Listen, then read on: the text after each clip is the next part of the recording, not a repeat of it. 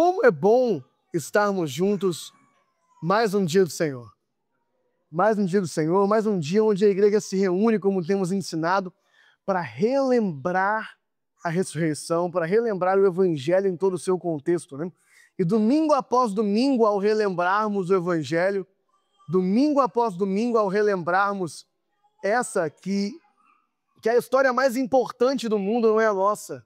A história mais importante do mundo é a de Cristo. Nós podemos, então, ter a vida de Cristo pulsada em nossas vidas para encarar mais uma semana.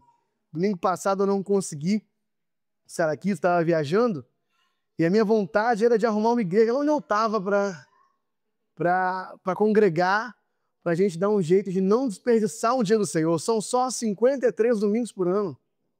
Então, que todos esses dias do Senhor a gente possa, de fato, se lembrar dele. Nem que a gente tenha que fazer um culto em casa, né? Mas sempre que a gente puder ter a oportunidade de estar aqui na comunidade dos irmãos, na Assembleia dos Primogênitos, na Assembleia dos Redimidos, que a gente, de fato, o faça. Vale muito a pena. É Deus que nos reúne aqui, domingo após domingo. Como o Felipe já falou, né? Estamos nessa série, O que o Evangelho Produz, e vamos entrar nessa perna, né, a respeito de como usar o Evangelho, né, como luz, como lente para enxergar as mais diversas áreas da vida, né? Nós falamos muito de, isso aqui tem que ser visto à luz do Evangelho, ou falamos que isso aqui tem que ser visto pela lente do Evangelho, ou que o Evangelho afeta essa ou outra área da vida, né? A gente fala muito isso, mas como é que uma notícia faz isso? Porque a gente foi enfático em dizer aqui que o Evangelho não é tudo o que a Bíblia diz. O Evangelho é especificamente a notícia a respeito de Cristo e da sua obra e identidade. Como é que uma notícia afeta e muda por completo todas as áreas da nossa vida e especificamente uma área? Como é que eu faço essa aplicação? Porque, na verdade, meus irmãos, fazer essa aplicação, né, olhar para as mais diversas áreas da vida sob a luz do Evangelho, é a tarefa do dia a dia do cristão.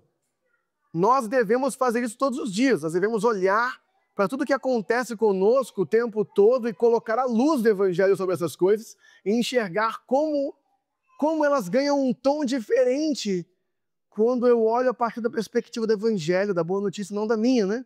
Como diz o nosso amado irmão Marco Teles, né, cuja música a gente cantou agora, a última, no álbum Amado Timóteo, na realidade do Evangelho, a realidade das coisas ganha outras cores.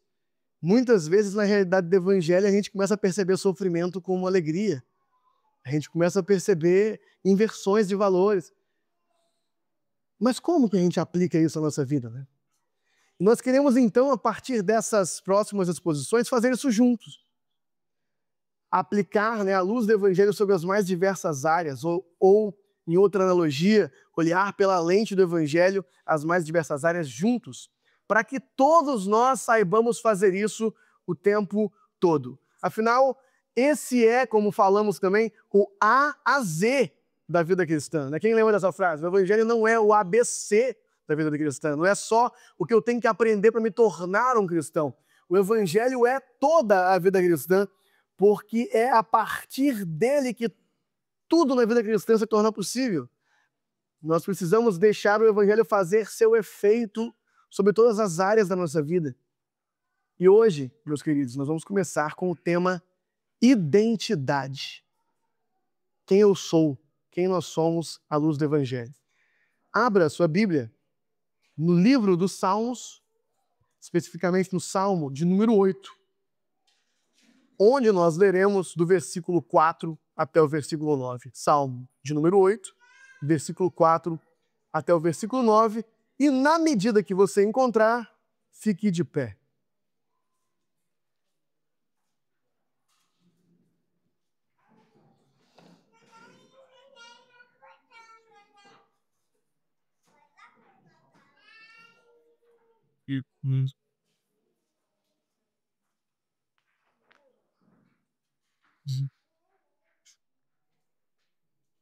Amém, igreja?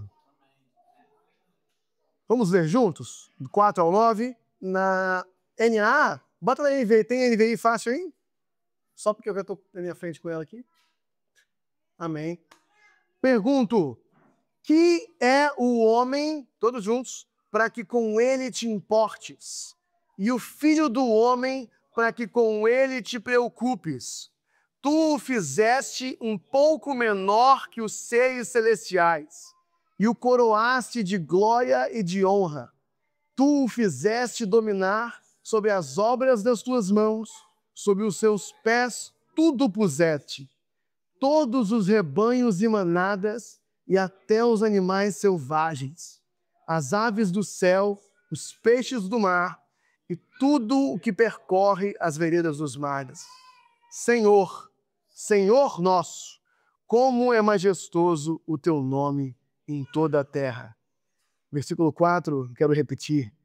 Que é o homem para que com ele te importes, e o filho do homem para que com ele te preocupes. Tu o fizeste um pouco menor do que os seres celestiais, e o coroaste de glória e de honra. Vamos orar. Senhor nosso Pai, nosso eterno Deus, nós te pedimos que nos dê olhos abertos para enxergar a Tua palavra, porque a Tua palavra é a revelação dos Seus mistérios. A Tua palavra é a revelação dos Teus desígnios e nós queremos compreendê-la. Abra nossos olhos para entendê-la. Nos enche de espírito de sabedoria e revelação, para que nessa manhã todos juntos, como um só homem, como um só povo, como um só corpo, como a sua família aqui reunida, nós possamos compreender aquilo que a palavra quer nos ensinar a respeito de quem nós somos, em nome de Jesus. Nós te pedimos. E a igreja diz? Amém. Vamos nos assentar. Quero te fazer uma pergunta.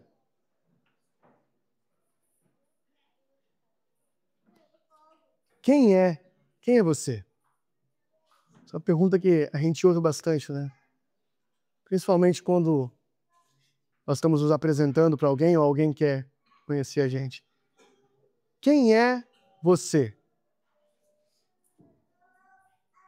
Quão rápido, né, você consegue responder essa pergunta? Quando alguém te pergunta isso, né? A pergunta é meio desconcertante, vocês não acham? Normalmente, como que é a resposta que a gente dá para essa pergunta? Quando alguém pergunta para a gente, quem é você?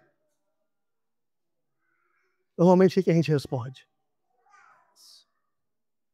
A gente costuma responder o que a gente faz, né? Eu sou marceneiro. Eu sou empresário. O que a gente coloca? Uma outra forma de perguntar isso, né, nos tempos modernos é o que está na bio do seu Instagram lá? O que você colocou lá como descrição de quem é você? Normalmente a gente responde ou com uma profissão ou com uma relação com alguém. Eu sou o pai do João. Eu sou... Ou um pouco de tudo. Eu acho que no meu Instagram está um pouco de tudo lá. Quando falamos sobre identidade, a nossa pergunta de hoje aqui, né? Identidade à luz do Evangelho. Quando falamos sobre identidade, costumeiramente, no geral, estamos nos referindo à resposta à pergunta quem eu sou.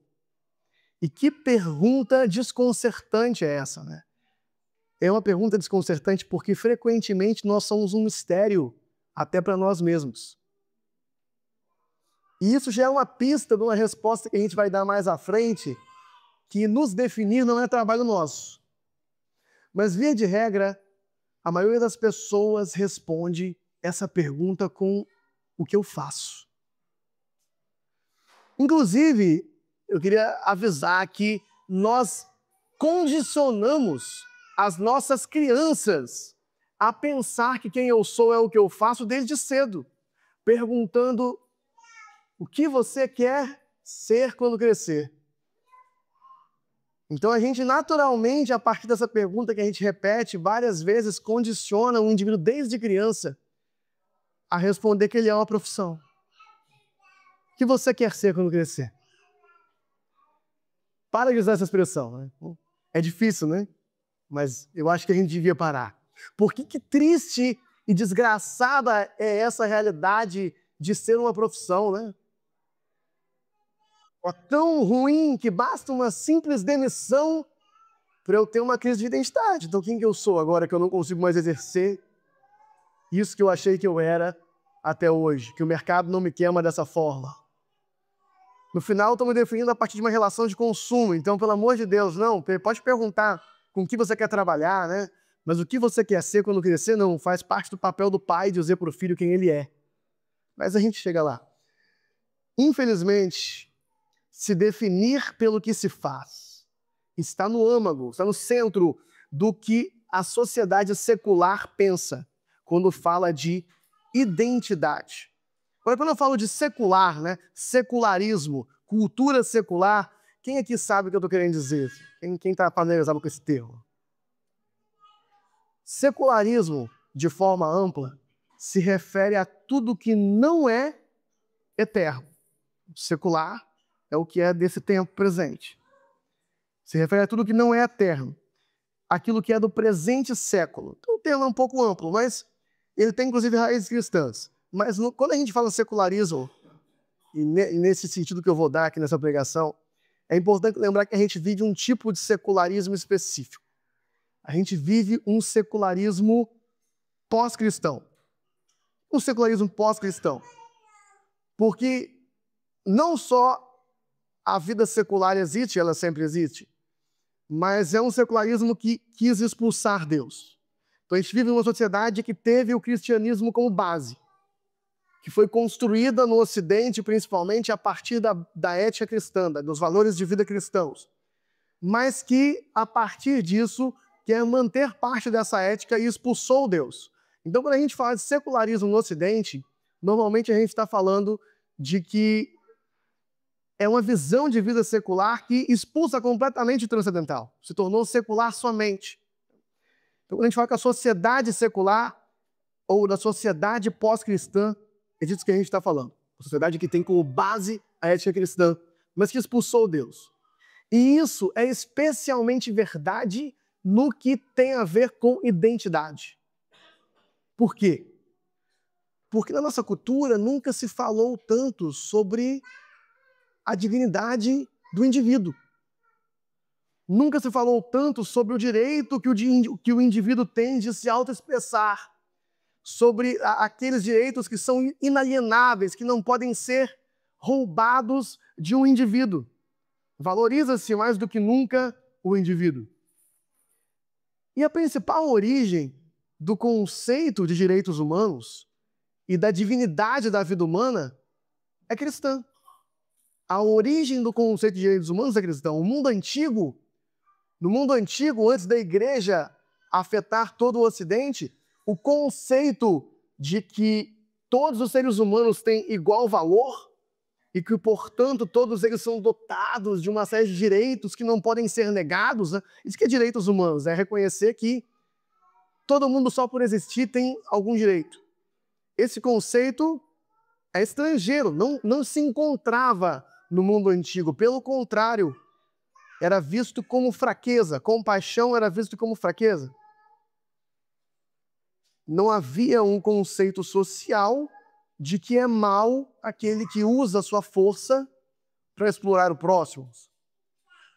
É difícil até imaginar, porque a gente tem como base da sociedade o contrário. Até um não cristão, um ateu, não importa. Todo mundo tem essa base. Direitos humanos realmente é um conceito que, graças a Deus e graças ao cristianismo, tomou conta do mundo. Mas é um conceito estranho ao mundo antigo. E ele só faz sentido porque advém do cristianismo. Porque foi o cristianismo que ensinou o Ocidente que a identidade do ser humano está ancorada em Deus. Por quê? Por quê que cada indivíduo único, mesmo sem ter feito nada por merecer, tem direito a alguma coisa, para que eu possa falar em direitos humanos? Tira Deus da equação e você não consegue encontrar um porquê para isso. Os animais não se sentem assim. O leão não respeita o direito do antílope de desenvolver a sua liberdade. Por que os seres humanos respeitam o direito um do outro? Por que canibalismo é errado?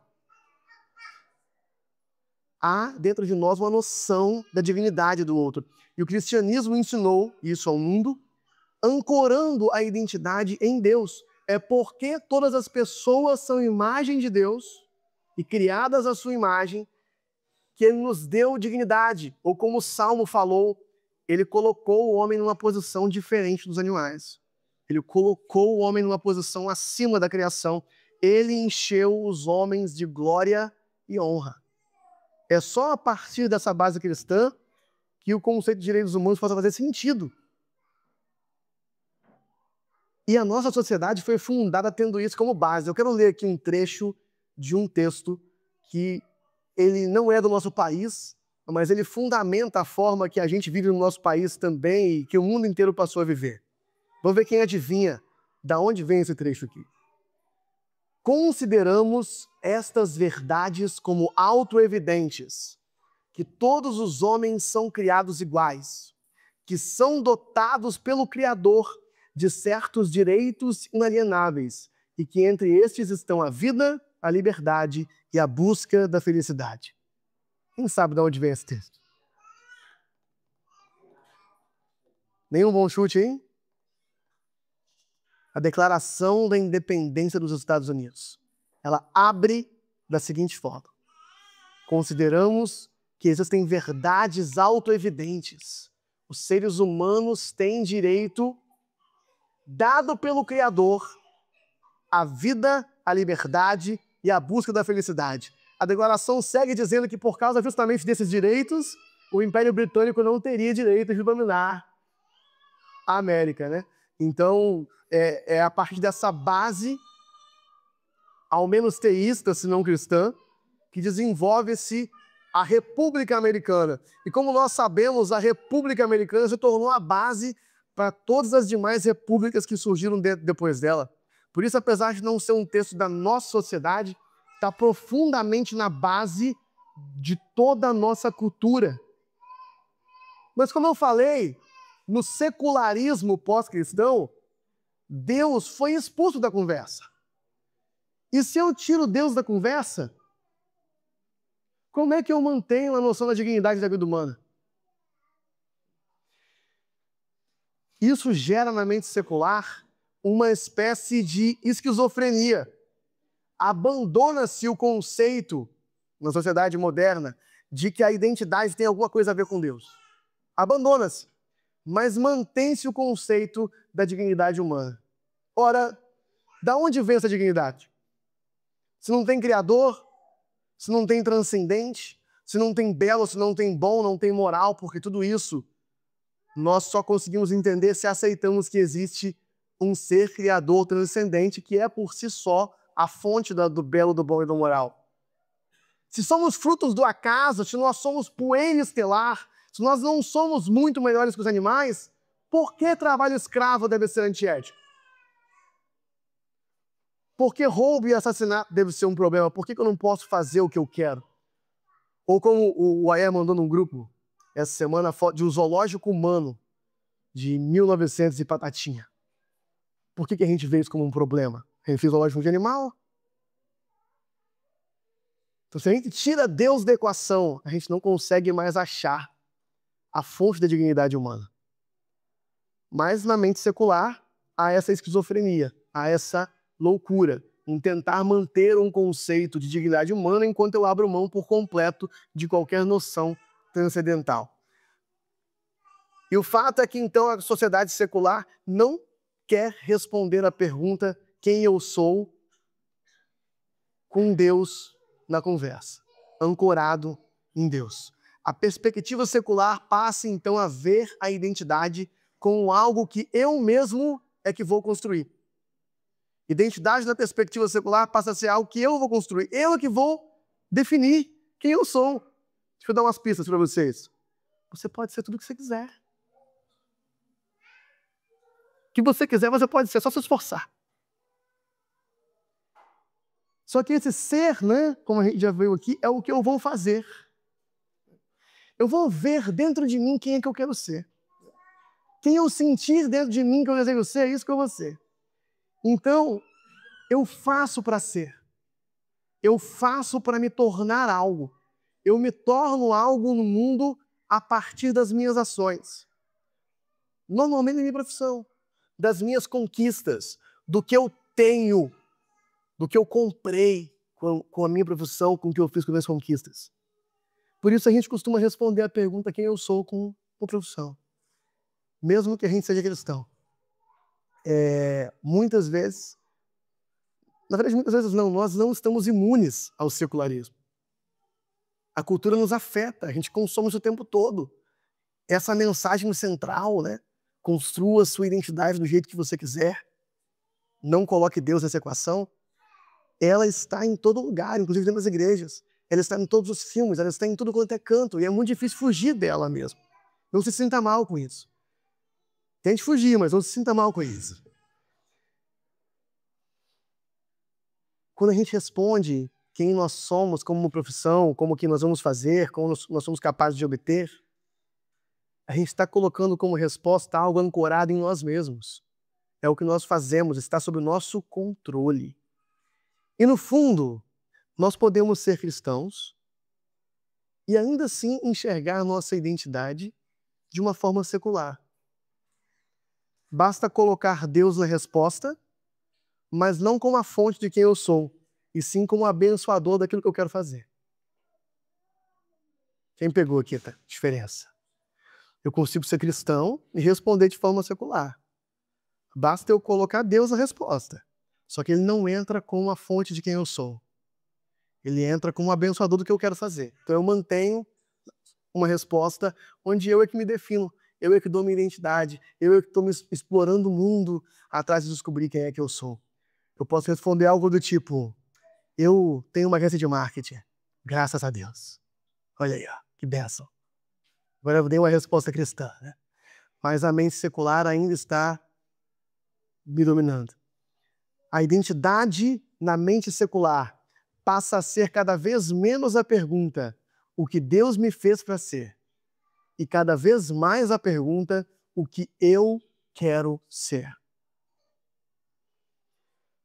Tem alguém se identificando aqui? Assim, tô mentindo ou vocês estão vendo isso em todo lugar igual eu estou vendo? Para mim isso é claro, é evidente na sociedade. Ou na perspectiva cristã, eu não pergunto quem eu quero ser porque é feio, né? Mas eu pergunto, qual é o meu chamado? Onde Deus está presente na pergunta, mas muito mais como um fetiche de sucesso. Porque, na verdade, eu estou olhando para dentro de mim e perguntando o que eu quero ser e escondendo isso atrás de evangeliquez. Glória a Deus! Isso invade a igreja tanto, gente. O Iago Martins, Guilherme Nunes e Pedro Pamplona, no seu livro A Teologia do Coach e Outras Mentiras, Você é o ponto fraco de Deus e Outras Mentiras da Teologia do Coach, vão avisar que essa lógica é dentro da igreja, fazendo com que boa parte dos sermãos não tenham mais como mensagem central que você deve acreditar em Deus, mas sim que Deus acredita muito em você. Então Deus está na jogada, só que Ele está torcendo por você, para que você consiga se auto-atualizar, se auto-afirmar no mundo. Então a mente secular pensa em identidade, mas não ancorada em Deus, ancorada no eu, no ego. E o ser humano, nessa visão invertida, se torna a causa de si mesmo. O pensador, teólogo e pastor Guilherme de Carvalho traz a seguinte contribuição. Qual que é o mandamento máximo dessa visão? O mandamento máximo dessa visão é autenticidade. Seja você mesmo. A pior coisa que você pode fazer é não ser autêntico, é ser infiel a você mesmo. E o caminho para essa autenticidade é o quê? Um mergulho interno para remover as imposições da sociedade e permitir que o eu interior emerja. Identidade, então, passa a ser um projeto de autoatualização e autoafirmação. Quem está entendendo o que eu estou falando? Vou fazer uma coisa igual o Felipe aqui, vou botar a mão no vespeiro e vou literalmente sair correndo. Essa lógica de identidade como o eu interno se desconectando por completo da realidade e do que Deus me fez para ser, ela encontra a sua expressão máxima no conflito com o meu próprio corpo. diante do choque entre a identidade interna sentida e a realidade objetiva do corpo, a cultura do self decreta: o corpo é falso e a minha suposta identidade interna é verdadeira. Quem entendeu o que a gente está falando? Se eu me sinto mulher, então eu posso dizer que não, falso é o meu corpo. Gente, a gente não está querendo aqui dizer que a disforia de gênero não é um problema que existe e é doloroso para quem passa por ele.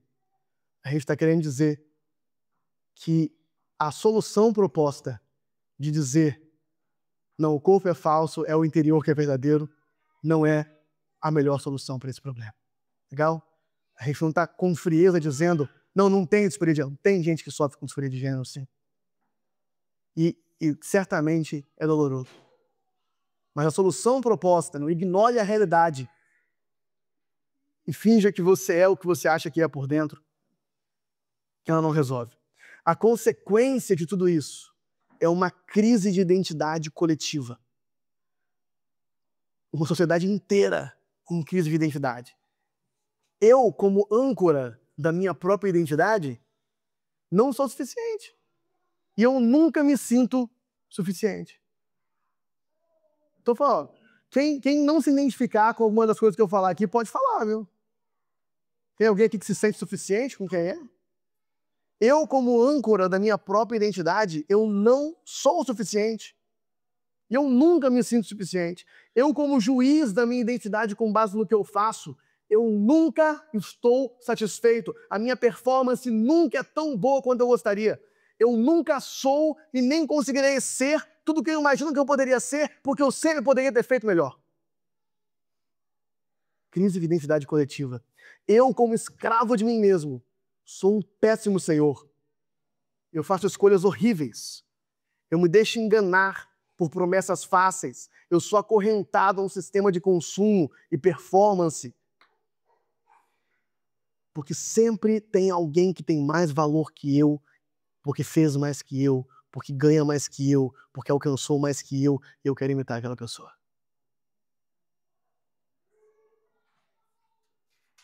Eu, completamente comprometido com a minha autoexpressão, estou fadado a terminar sozinho e desconectado.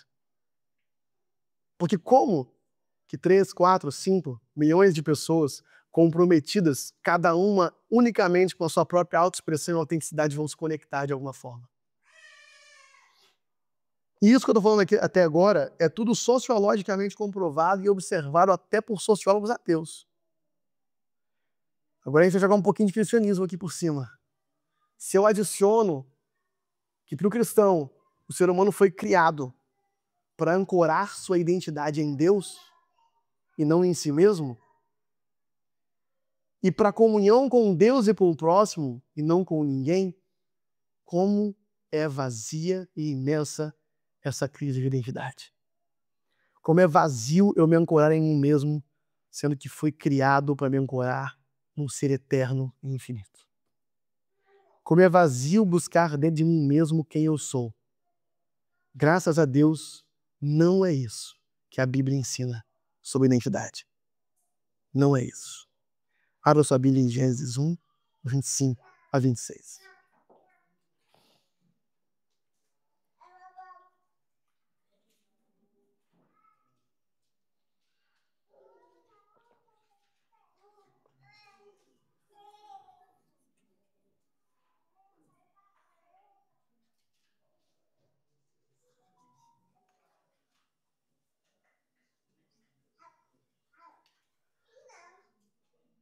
Gênesis 1, 25 a 26.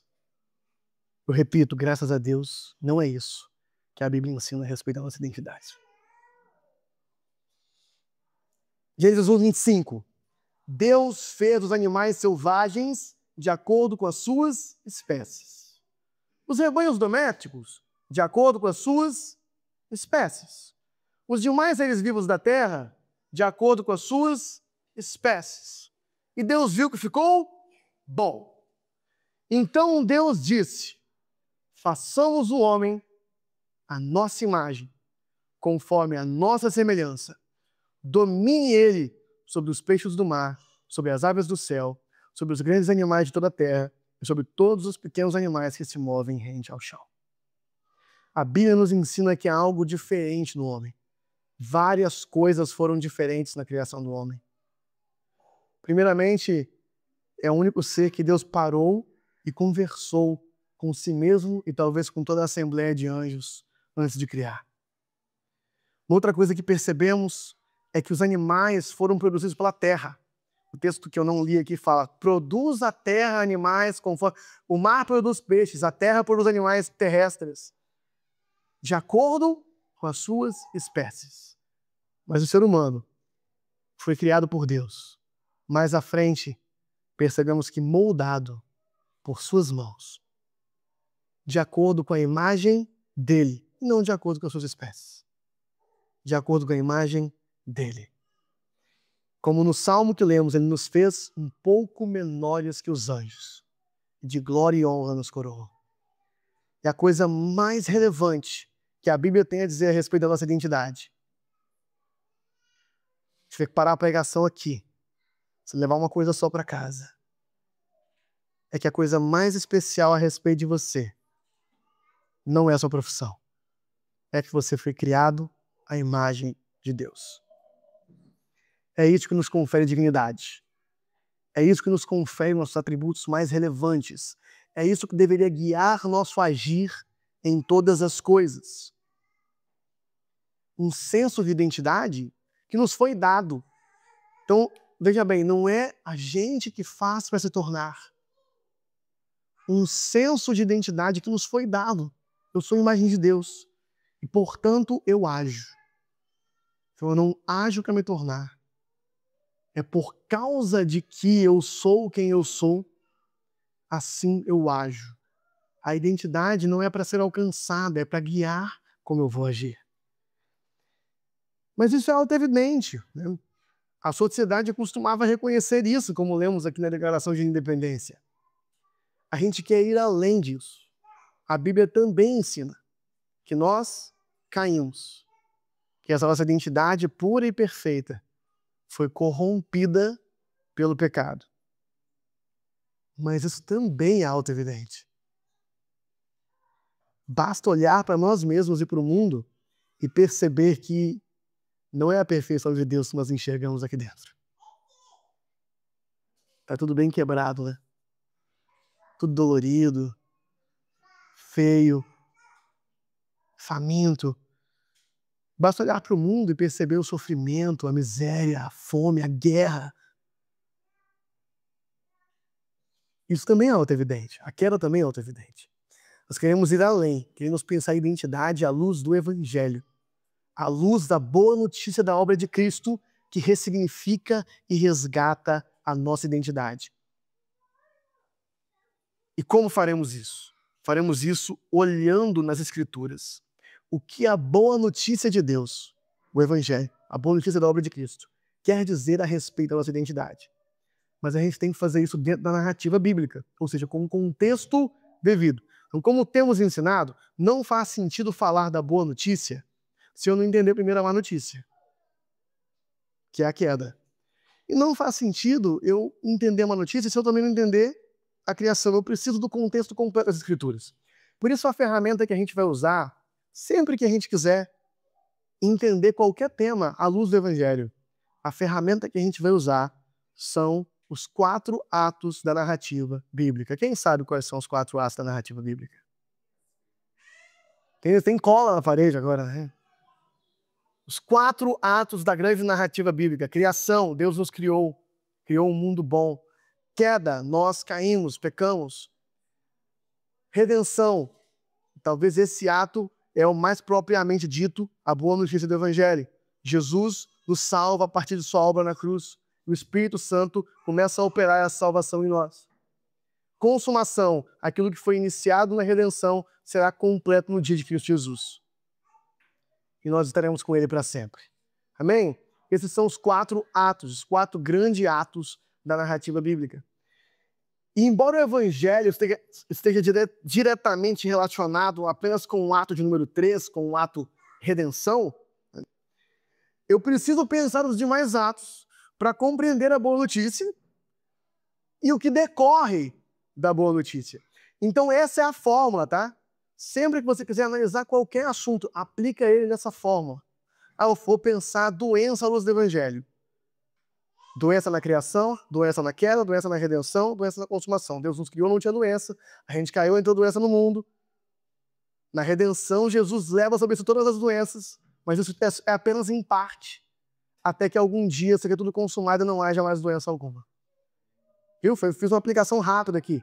A gente pode pensar qualquer assunto à luz do Evangelho, aplicando ele nos 4 atos da obra da redenção.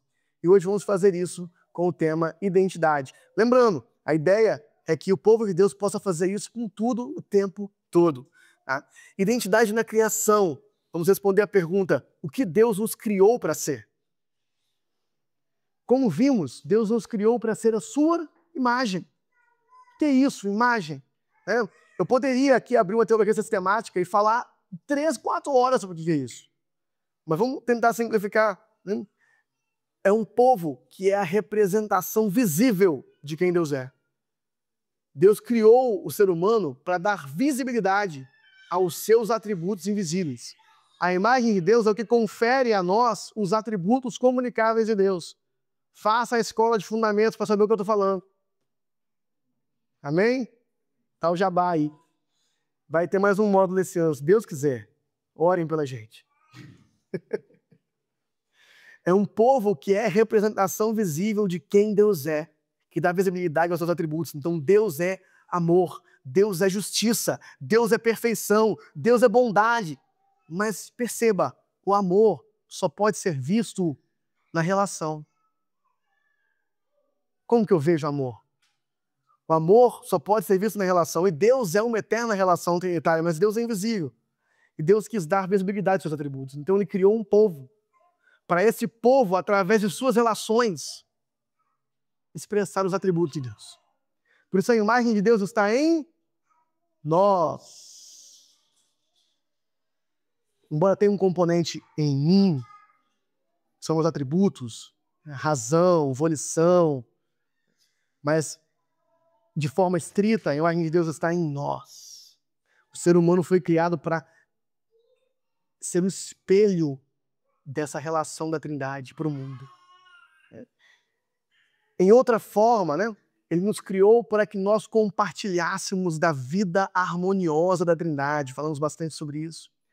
Nós fomos criados, então, justos, cheios de glória e honra, como o Salmo falou, com a função, então, de fazer o quê? Para que serve, então, isso que Deus fez nessa criação que Ele nos colocou? Para que nós, espelhando a glória dEle, fôssemos para a criação seus representantes. Então, dominássemos sobre toda a criação. Nós, se a imagem tem a ver com espelhar quem Deus é, para que nós, como um espelho, espelhando a glória dEle, fôssemos para a criação seus representantes e administradores. E para Deus, devolvêssemos todo louvor, glória e honra e adoração de volta para Ele. Imagem fala de sacerdócio, de função de intermediação nesse grande culto cósmico a Deus. Olha que coisa linda. Quem está entendendo o que eu estou falando aqui? Agora é interessante perceber que porque fomos criados à imagem de Deus, cada pessoa tem valor aos olhos de Deus. E tem valor individualmente. Cada única pessoa. Ao ponto de que Jesus afirma: até os cabelos da vossa cabeça estão contados. Será que Deus se importa? Até o cabelo das vossas cabeças estão contados. Mostrando um conhecimento íntimo e o valor que Deus atribui. O cristianismo, então, ele não destrói a individualidade por focar no nós e não no eu. Pelo contrário, é só dentro do nós que o eu tem espaço para ser. Porque na rixa e na competição de eus, a gente só vai se machucar, vai ficar todo mundo sozinho. É só dentro do nós que há espaço para uma individualidade saudável. Olha que legal, Deus conhece a cada um de nós intimamente. Olhe para você mesmo e fala assim: Deus sabe quantos fios de cabelo eu tenho. Se você for careca, fala assim, não são muitos. Alex, vai ficar outra atividade para você. Mas e a queda? Meu pai é careca, então eu adoro queda de careca. Isso é uma maravilha. Pode ser o meu destino, entendeu? Pode ser o meu futuro, então eu já tenho que ir brincando para. Então, Deus... aí, Deus. Ora igual a mim. Gente, então essa é a criação. Deus nos cria, nos enche de dignidade, de glória e honra, individualmente e coletivamente. Mas olha que coisa linda. Mas o que acontece? O que nós nos tornamos, né? Se falar de identidade na criação, se falar de identidade na criação é responder a pergunta o que Deus nos criou para ser, falar de identidade da queda é responder a pergunta o que nós nos tornamos. Como nós temos ensinado na queda, nós tiramos Deus do seu lugar, porque nós queremos usurpar o lugar dele. Nós queremos esse lugar para a gente. Nós nos tornamos deuses para nós mesmos. Efetivamente, removemos então o alicerce da nossa própria identidade e substituímos por quem?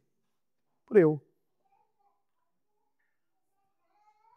No final, nós estamos ancorando nossa identidade em nós mesmos. Qualquer semelhança com o que a gente falou a respeito de secularismo não é coincidência.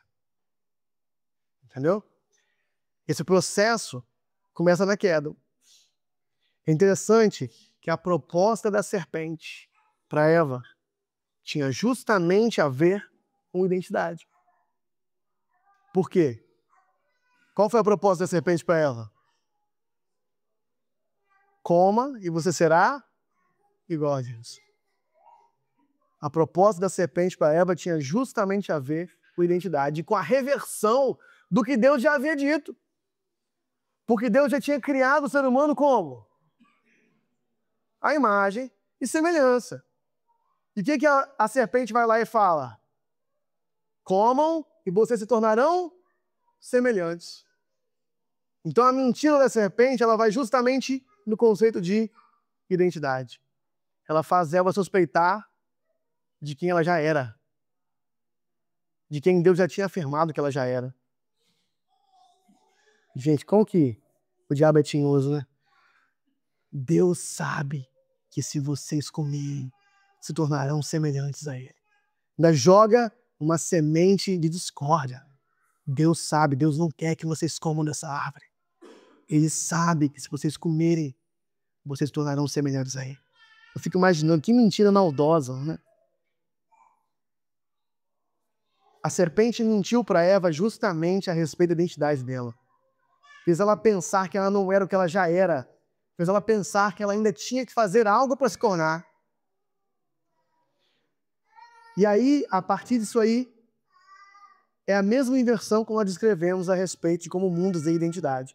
Não é mais, Deus me fez assim, e por isso eu sei quem sou, e por isso eu faço. Eva foi a primeira que fez uma coisa para se tornar. Coma, e então você será. Eva foi a primeira que fez uma coisa para se tornar. Novamente, qualquer semelhança com o que a gente falou a respeito do secularismo não é coincidência. A diferença é o seguinte: o que antes era percebido em todo ser humano não era glorificado. Hoje em dia a situação está tão ruim que não só a gente já tinha essa tendência, só que a gente chama ela de bem. A gente chama isso de algo bom. A gente glorifica a autoatualização. A gente glorifica o faça para se tornar. Aquilo que sempre aconteceu, mas era mal visto. Agora é até bem quisto e mal visto para quem pensa diferente, que quer negar a autoexpressão do próximo. Que coisa feia. Negar a autoexpressão do próximo. Se torna imoral, perceba? Se torna imoral. Hoje fazemos isso com orgulho. Nossa busca por identidade em nós mesmos é um eterno buscar ser semelhante a Deus. Gente, olha isso. Esse negócio de eu sou o que eu faço, essa busca por quem eu quero me tornar, essa busca por encontrar dentro de mim quem eu sou, essa busca por me auto-atualizar, é um eterno procurar o resultado que o diabo prometeu e não entregou. É um eterno procurar ser semelhante a Deus. Por isso que nunca vai ser suficiente. É um eterno fazer para ser, fazer para ser, fazer para ser, sem nunca se tornar. Porque eu não consigo. Tem outro nome também que a gente pode dar para essa perca de identidade, para esse vazio infinito. Orfandade. Porque Deus deixa de ser o pai que gera e abençoa e passa a ser uma expectativa que eu nunca vou conseguir alcançar.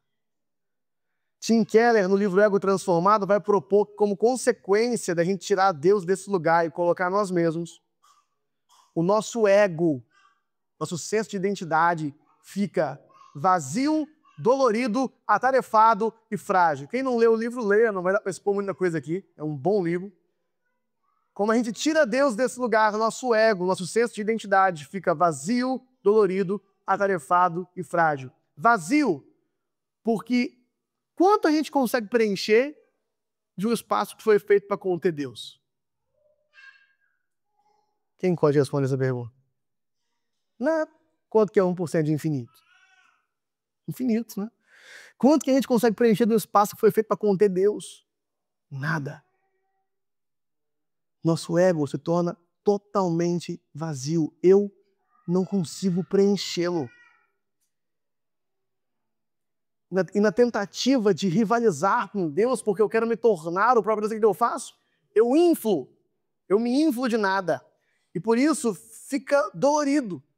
Porque inflado além da sua capacidade, o meu ego dói o tempo todo. Veja bem, um órgão do corpo só dói quando tem algo errado com ele. Para eu chamar a atenção, né? Quantas vezes por dia você pensa no seu dedo mindinho do pé? Poucas, né? A não ser que você bater ele em algum lugar. A dor serve para nos informar que tem algo errado com aquele órgão. O nosso ego dói o tempo todo. Tem algo muito errado com ele. Nós estamos o tempo inteiro olhando para ele. O que será que isso que outra pessoa falou quer dizer a respeito de mim? O que será que ele quer dizer? O que será que ele pensa de mim? Ah, eu acho que todo mundo gostou do que eu falei. Ah, não, acho que foi horrível. Meu Deus. O ego dói o tempo inteiro. E porque ele dói o tempo inteiro, ele é atarefado. Ele vive ocupado, tentando preencher o vazio. E como que ele tenta preencher o vazio? Comparação e vanglória. O ego fica o tempo inteiro se comparando. Aquela pessoa ali eu sou melhor, aquela pessoa ali eu sou pior, aquela pessoa tem que me tornar assim. O que será que ele pensou? Olha, como meu filho se comporta melhor que o dele. O tempo... Alguém aqui não vive isso? O tempo inteiro.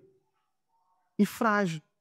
Porque como qualquer coisa superinflada, corre perigo de a qualquer momento estourar. Agora perceba, para todos isso é um problema. Tanto para os arrogantes, quanto para os tímidos, tanto para os que gostam de se mostrar, quanto para os que gostam de se esconder. Todos temos um problema de ego, todos temos um problema sério de identidade. Repita comigo. Miserável homem que sou. Quem me livrará do corpo dessa morte? Graças a Deus por Cristo Jesus. Cristo não tinha problema de identidade. Chegamos à redenção. Identidade na redenção. Cristo não tinha problema de identidade. Ele é a imagem perfeita do Pai. Ele é a imagem do Deus invisível. E por isso, porque ele não tinha qualquer dificuldade por identidade, ele não viu qualquer problema em se tornar uma oferta na cruz por nós. Jesus não nos abandona nesse estado. A boa notícia do Evangelho, agora a gente chegou no Evangelho, é a boa notícia da obra consumada de Cristo que efetivamente restaurou o nosso relacionamento com o Pai. E, portanto, a nossa identidade foi resgatada. O Evangelho é uma boa notícia a respeito da nossa identidade? Sim, também. Porque como o Evangelho é a boa notícia de que nós somos reconciliados com o Pai, nossa identidade então foi resgatada. Sem Cristo, somos reconciliados com o Pai. Porque como falamos aqui também sobre o Evangelho da Graça, na cruz somos feitos um só com Ele. E quem ele é? Ele é o Filho amado do Pai. Se eu me torno um com ele, quem eu me torno? Pode falar. O Filho amado do Pai. Eu me torno o Filho amado do Pai. Recuperamos nossa referência de identidade. Recuperamos nossa vocação de ser imagem de Deus a partir da nossa união mística com Cristo. E na medida que recebemos a sua obra, que confiamos na boa notícia, o Espírito Santo então começa a nos conformar cada vez mais à imagem de Cristo, a imagem que fomos criados para ser. Se o que descrevia nosso estado caído era a orfandade, a boa notícia é que somos adotados e somos filhos de Deus. Essa é a coisa mais relevante que o novo pacto tem a dizer a respeito da nossa identidade. Se a coisa mais relevante que o Antigo Testamento fala a respeito da nossa identidade é que somos feitos à imagem de Deus, a coisa mais relevante que o Novo Testamento fala a respeito da nossa identidade é que nós somos filhos de Deus, juntamente com Cristo. E somos todos primogênitos, inclusive. Vamos pensar que Hebreus descreve a igreja como a assembleia dos primogênitos. É porque todo mundo é primogênito? Somos todos um com Cristo.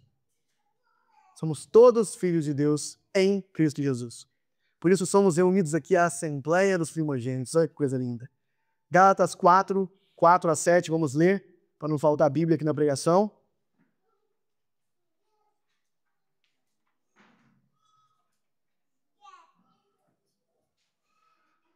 Mas quando chegou a plenitude do tempo, Gálatas 4, 4, Deus enviou o seu Filho, nascido de mulher, nascido debaixo da lei, a fim de redimir os que estavam sob a lei, para que recebêssemos a adoção de filhos. E porque vocês são filhos, Deus enviou o Espírito de seu Filho ao coração de vocês. E ele clama, Abba, Pai, Paizinho. Assim, você já não é mais escravo, mas filho. E por ser filho, Deus também o tornou herdeiro.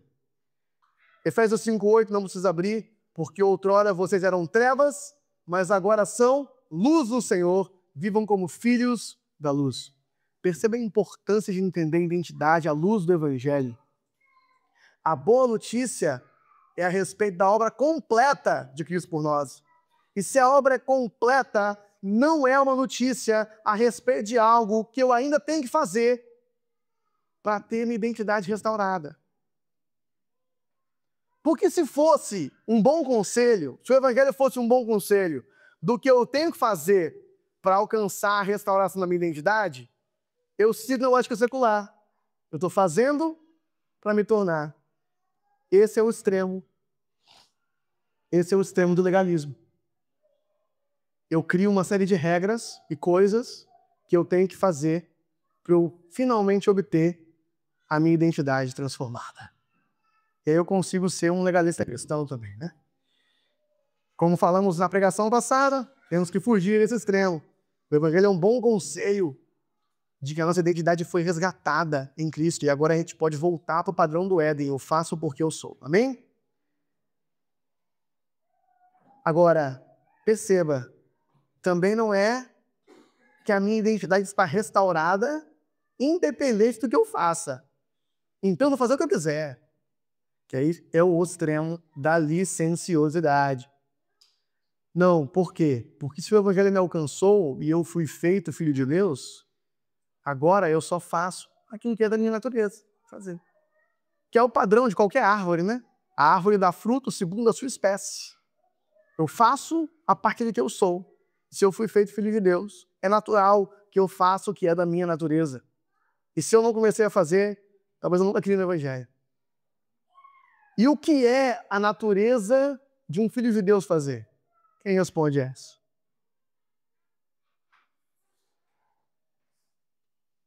Pegar uma cruz e se ofertar. Porque foi isso que o Filho de Deus fez, nos deixou dizendo. A mensagem cristã a respeito de identidade não é seja você mesmo. A mensagem cristã a respeito de identidade é tome sua cruz e siga-me. Imita-me.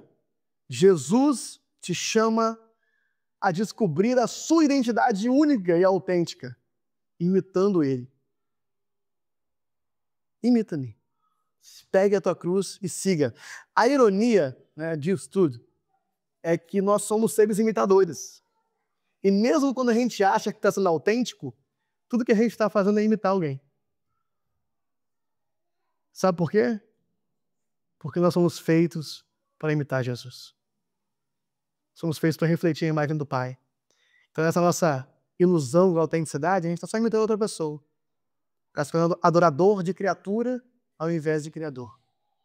Porque nós somos feitos para imitar Jesus. Aleluia. Novamente, eu cito Guilherme de Carvalho. O cristianismo diz: não seja você mesmo. Você não presta. Você tem que imitar outra pessoa. O caminho para a verdadeira identidade não é um mergulho interior, mas um movimento para fora de si, para seguir Jesus. Quer descobrir a sua verdadeira identidade? Não olhe para dentro. Olhe para Jesus. Olhe para a cruz. Isso cura os meus problemas de ego. Eu posso esquecer do meu ego e olhar para Jesus para ter meu ego vazio, preenchido por Ele. Até aquele dia em que o verei face a face e serei completamente preenchido por Ele. Chegamos na consumação. O dia de Cristo Jesus. João 3, 2-3, como o tempo está se abreviando aqui, eu não vou pedir para vocês abrirem, eu vou ler João, primeira carta de João, capítulo 3, versículo 2-3. Amados, agora somos filhos de Deus, e ainda não se manifestou o que havemos de ser, mas sabemos que quando Ele se manifestar, seremos semelhantes a Ele, pois o veremos como Ele é. Todo aquele que nele tem essa esperança, purifica-se a si mesmo, assim como Ele é puro. Colossenses 3, 4. Quando Cristo, que é a sua vida, for manifestado, quando Cristo, que é a sua vida, for manifestado, então vocês também serão manifestados com Ele em glória. A boa notícia nos faz viver no presente a luz do futuro. A luz do dia em que a nossa identidade será então completamente restaurada, porque começou na redenção, mas eu ainda estou sendo preenchido de Cristo. Isso vai ser completo na consumação. E como N.T. Wright fala no livro Surpreendido pela Esperança, a promessa, então, não é que Jesus vai simplesmente reaparecer nos ares, mas é de que quando a terra e o céu se unirem, Ele se manifestará a nós, e nós estaremos diante dEle e diante um dos outros com a nossa verdadeira identidade. E para aqueles que estão preocupados com a autenticidade, mas se eu vou imitar Jesus, como é que eu vou ser autêntico? Vai ser todo mundo igual? Fique tranquilo. O que garante a nossa individualidade, a nossa singularidade, o fato de que somos únicos, é que um Deus infinito derramou uma porção dele mesmo em cada um de nós que somos finitos. Então há espaço para infinitas autênticas imagens de Deus, porque somos finitos e Ele é infinito, de forma que ao vencedor em Apocalipse é proposta uma pedrinha branca, um nome que ninguém conhece, só aquele que recebe.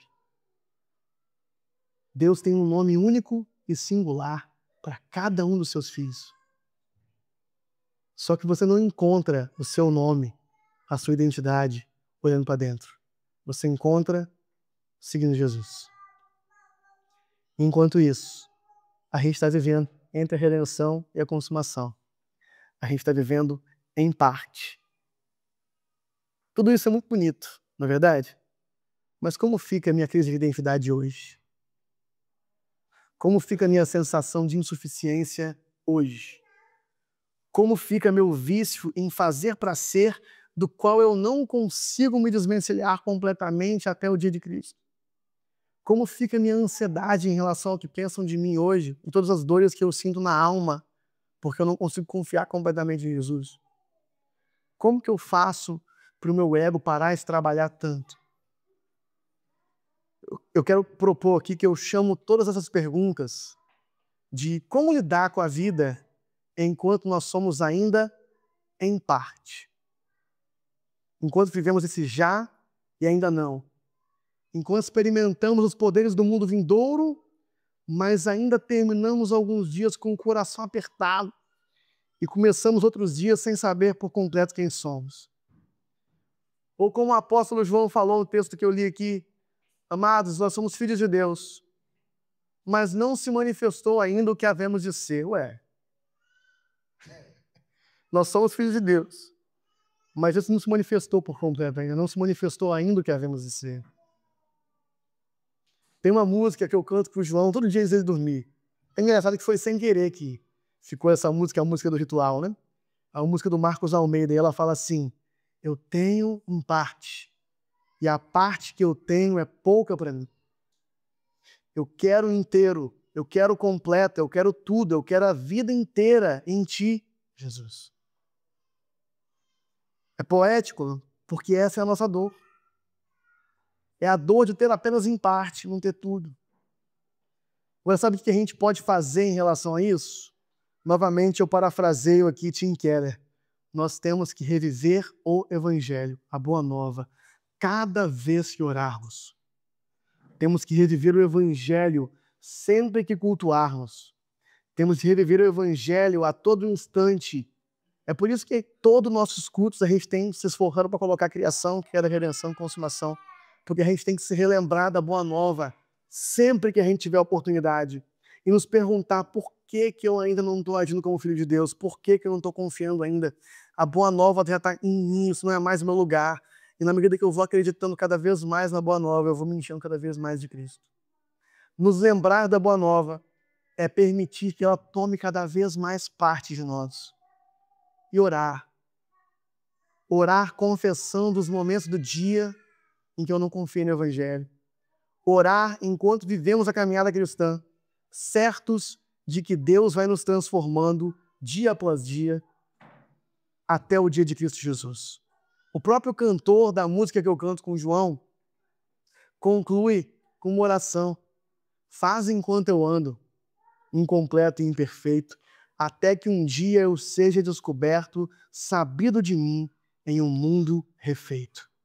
Até esse dia em que o mundo será refeito e nós vamos ser encontrados face a face com Jesus, nos tornando por completo a nossa identidade completamente restaurada nele. E cantando e orando no caminho da cruz, nós vamos caminhando até esse dia em que nosso senso de identidade será completo. Ou como também lemos aqui, fixamos os olhos em Jesus, até que o que está escondido nele seja manifestado. Essa canção que a gente canta tantas vezes, né? Eu fixo os olhos em Jesus, que é a nossa vida, escondido nele até que ele apareça. Vamos encerrar essa pregação orando e cantando essa canção. Senhor Jesus, muito obrigado, porque nós não estamos abandonados a um senso vazio, quebrado, perdido e dolorido de identidade. Mas o Senhor nos resgatou da queda. O Senhor fez tudo o que precisava ser feito para a nossa reconciliação com o Pai por causa da sua obra, Jesus. O Pai nos vê como seus filhos amados. E nós absolutamente não merecemos isso. O Senhor levou toda a punição, nós ficamos com todo o benefício. Ah, Jesus, muito obrigado pela sua obra.